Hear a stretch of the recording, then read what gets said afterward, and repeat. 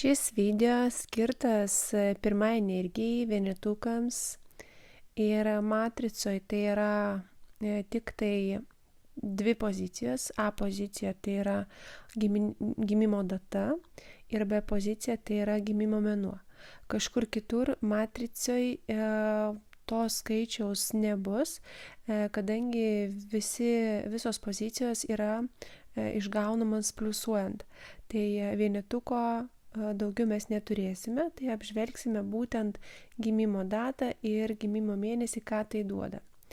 Ir žmonės gimė pirmą dieną, ten bus daugiau energijos pliuse, ten daugiau resurso ir ten daugiau žmogus pasireiškia pliuse, bet gali būti ir daugiau minuso, bet iš tikrųjų ten lengviau gauti iš ten resursą, kai gimęs būtent kažkurio mėnesio pirmą dieną.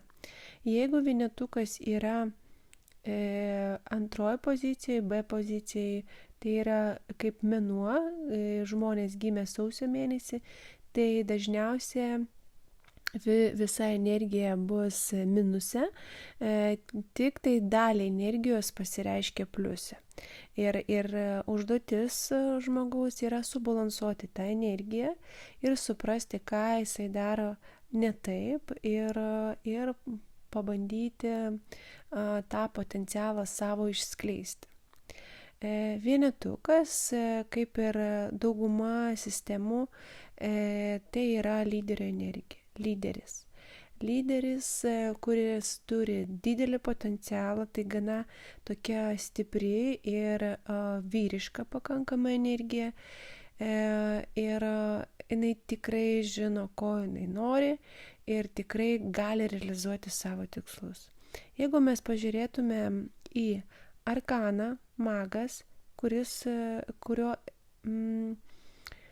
paveiksliuke būtent atvaizduota šitą energiją, per simbolius galime matyti, kad yra jaunas žmogus. Jaunas žmogus rodo ką? Jisai rodo veržlumą, tokią energiją, kuri siekia naujo, novatoriškumo, pasitikinti savimi, kaip saulės spindulys, kuris veržiasi į priekį ir jisai neturi visiškai jokių apribojimų. Ir jeigu kalbėti apie pliusus, kas bus, kai išsipakuos ir susibalansuos energija, tai tada mes pamatytume, kad tai yra visiškas lyderis, kuriam galima pasitikėti, kuris labai greitai gali realizuoti viską, ką jisai sugalvoja. Visų pirma, jisai tiksliai žino, ko jis nori, jisai turi tikslus ir labai greitai jų pasiekia. Jisai turi labai daug idėjų, tiesiog labai daug generuojama idėjų, tos idėjos ateina iš informacinio lauko, jis turi labai glaudų ryšį su savo dvasiniais vedliais ir iš ten labai greitai gali gauti bet kokią informaciją, kurios jam reikia realizavimui ir būtent idėjos generavimui.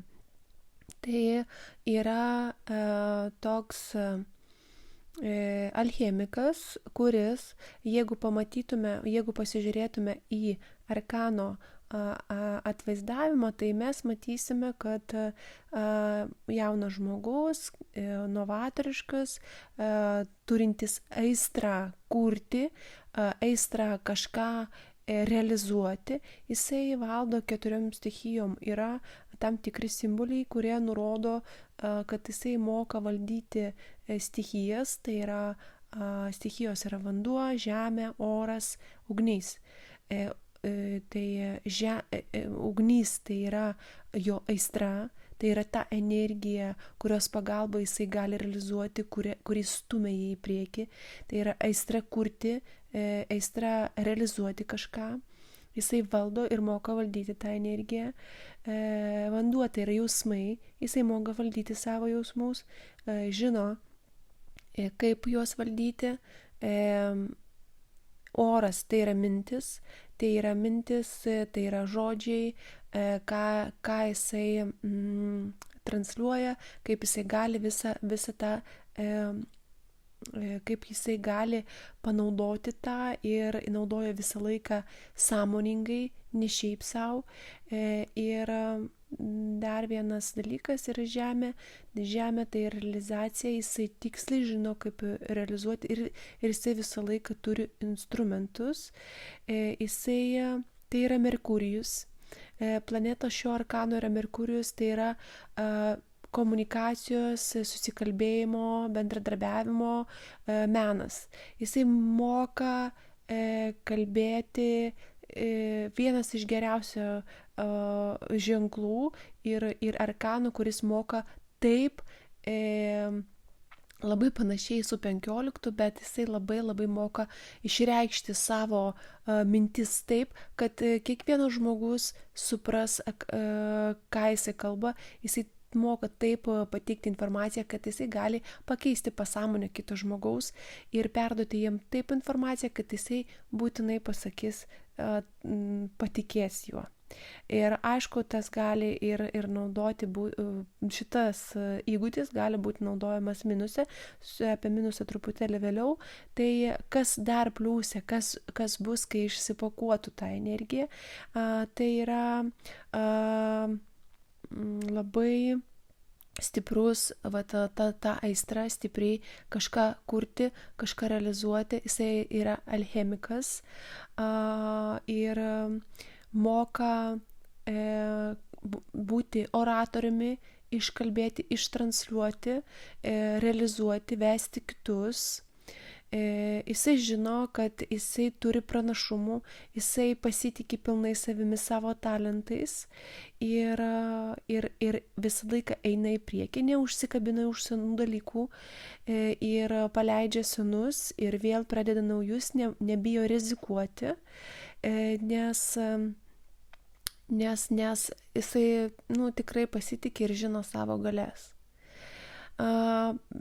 Energija kai išsibalansuoja energija, tai reiškia, kad kažkada siela buvo atsisakusi to resurso, galbūt neteisingai panaudojo, nesugebėjo kažkaip suvaldyti to savo tėkmės, to savo lyderystės energijos ir jinai atsisakė ir dėl to vaikystėje toks žmogus greičiausia negavęs meilės ir negaus kažkokio pripažinimo savo talentų.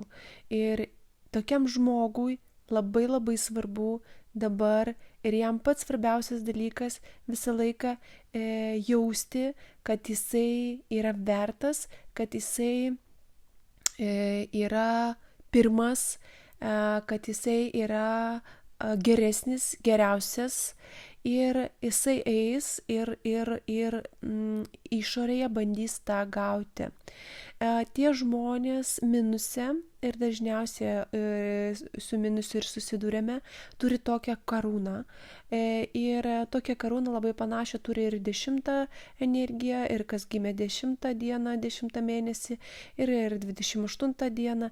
Ir labai panašiai toks poreikis iš negavus vaikystėje kažkokio resurso, poreikis, kad jį išgirstų, pamatytų, kad jisai yra pats geriausias, kad ką jisai daro yra geriausia, kad ką jisai išmoko ir taiko, tai yra geriausia, visi kiti jam atrodo, kad visi daro kažkaip ne taip.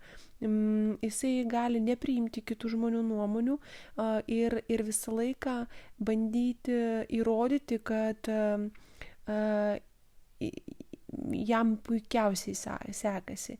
Ir iš tikrųjų jam baisu priimti kritiką, jam labai baisu išgirsti, kad jisai kažką daro ne taip, blogai, kad jisai yra nevertas, kad jisai jo pasirinkta kažkokia strategija ar elgesys yra nepriimtinas, jam tai yra tragedija ir tai lygų mirčiai. Jam labai svarbu išgirsti, kad jisai geras, geriausias ir kad pas jį yra, kad jisai yra puikus. Minuse gali būti du tokie pasireiškimai. Vienas dalykas, jisai užsidaro ir bijo parodyti savo tą iškalbingumą viešai labai plačiai. Kažkur gali jį naudoti, tą iškalbingumą, bet prieš save. Kažkur tam, kad įrodyti žmonėm, kad jisai vertas, kad jisai protingas, iškalbus, jisai tą iškalbingumą ir savo talentą naudos tam, kad išgirsti, eis prieš save ir bandys įtikti kitiem žmonėm, įrodinėti, kad jisai tikrai yra superinis ir panaudoja savo tą įgūdį tiesiog prieš save einant. Ir labai daug energijos čia išsieikvoja. Vienas dalykas, kad jisai užsidaro ir nenori, kad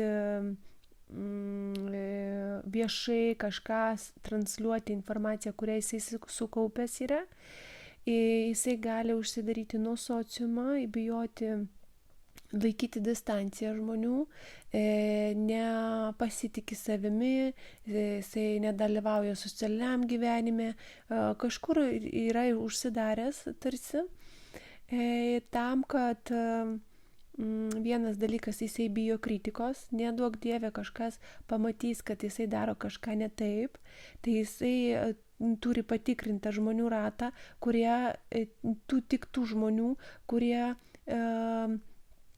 jį mato kaip geriausia, patikimiausia, protingiausia, išmintingiausia ir labai bijo įleisti naujus žmonės, stipresnius, kurie pamatys, kad jisai gali būti netoks, kad ir jeigu aplinka keičiasi, jeigu pavyzdžiui žmonės pradeda įtarti, kad jisai turi kažkokią netokią strategiją, tai gali vengti tokių žmonių, tiesiog baimė, kad nepamatytų, kad jisai daro kažką ne taip.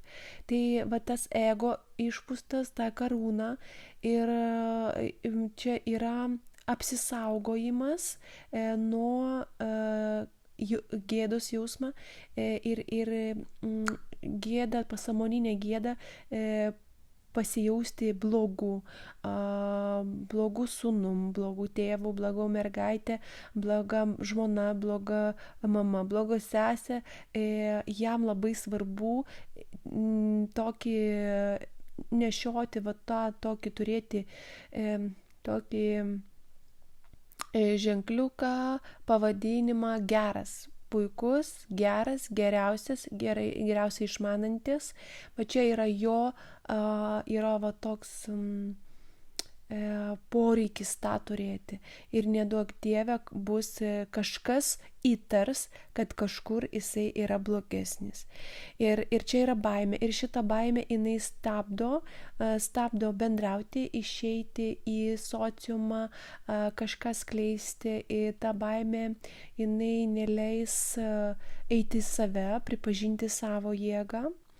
Ir kartais tas žmogus gali būti kaip aklas kačiukas, kuris neturi tikslų, jisai nežino, ko nori, nežino, kur eiti.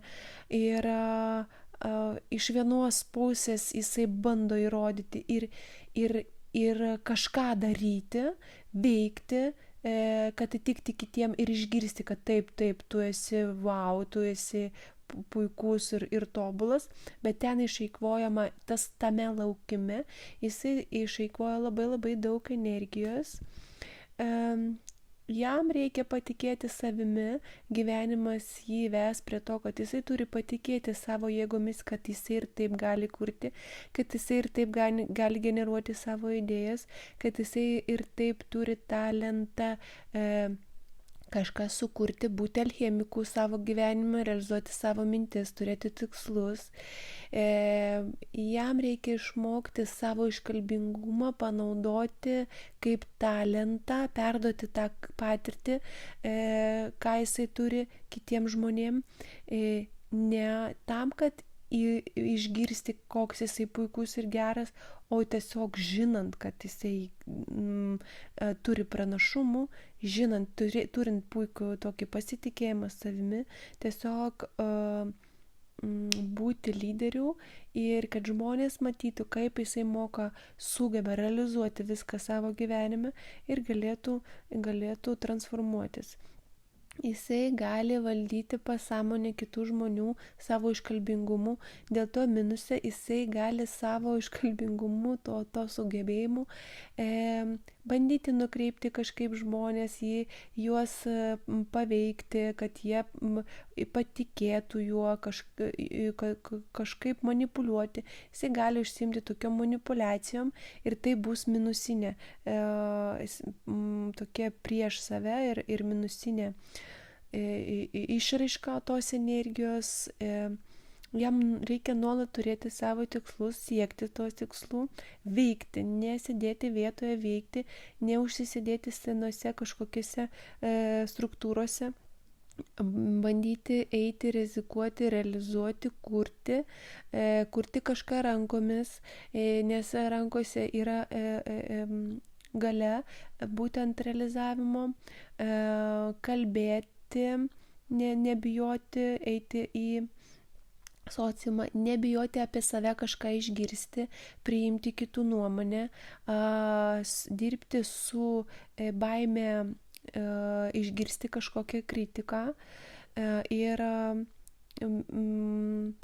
tą energiją sugeba pati save, tas bruožas turi galimybę pats save aprūpinti viskuom ir jam būti pavaldiniu, dirbti kažkokioj struktūrai yra labai sudėtinga. Kol jisai nepasitikė savo jėgomis, savo talentų, jisai aišku pasirenka tą strategiją, bet tai išnaudoja ir labai daug energijos, jam išsinaudoja, tai iš tikrųjų vienetukam geriausia eiti pačiam, kurti savo gyvenimą, kurti savo kažkokie tikslus ir įgyvendinti. Jie turi labai puikią intuiciją. Dėl to minuse gali negirdėti vidinio balso. Jie mąsto nestandartiškai, sugalvojo kažko naujo, gali kažką tokio visą laiką naujo įnešti į naujus vėjus, į kolektyvą, į savo kažkokią veiklą.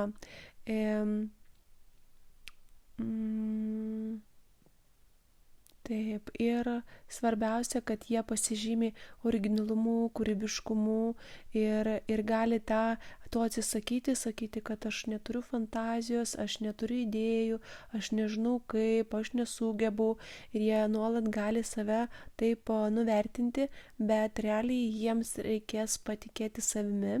Kaip gali tai pasireikšti vaikystėje? Tai vienas dalykas, kai vaikas negauna resurso, o vaikai dažniausiai negauna tų resursų tam, kad paskui išsipakuoti kažkokios meilės arba tokios dvasinės, tokio dvasinio ryšio, kai jisai negauna ir paskui jisai pradeda bandyti gauti tai, darydamas kažką ir pavyzdžiui, jisai pradeda daryti ir vienu atveju jį labai gyrė, sako, kad tu pats geriausias, tu nuostabiausias, skatina jį kažkur eiti, siekti nuopelnų, kažkokių medalių, taurių ir taip toliau ir jisai galvoja, kad meilė būtent yra tame, kad jisai yra pats geriausias, tobuliausias ir visą laiką paskui eis į gyvenimą ir norės tą išgirsti, jisai darys viską, kad tik tai vėl ir vėl išgirsti, kad jisai pats geriausias ir tobuliausias ir geresnių nėra. Čia yra vienas toks iškraipimas, bet viduje vis tiek negaus tos meilės, taip sakant, ir niekaip to pasitenkinimo, kad ir suvokimas, kad jam nereikia tų išgirsti iš išorės, kad jisai ir taip yra geras. Ir kitas dalykas, kai vaikas pradeda pasireikšti ir pradeda kažką daryti, atnešti savo piešinukų, savo darbelius ir jo nemato, jo nevertina, išmeta, ten kažkur paslepia, tiesiog nepageria, tada jisai galvoja, kad jisai talentų neturi, nieko vertas, arba kaip tik pasako, kad ką tu čia nupiešiai, kažko nesąmonė, ir tada jisai netiki savo jėgomis, savo kūrybiniais sugebėjimais ir tada to nebando daugiau gyvenimo daryti.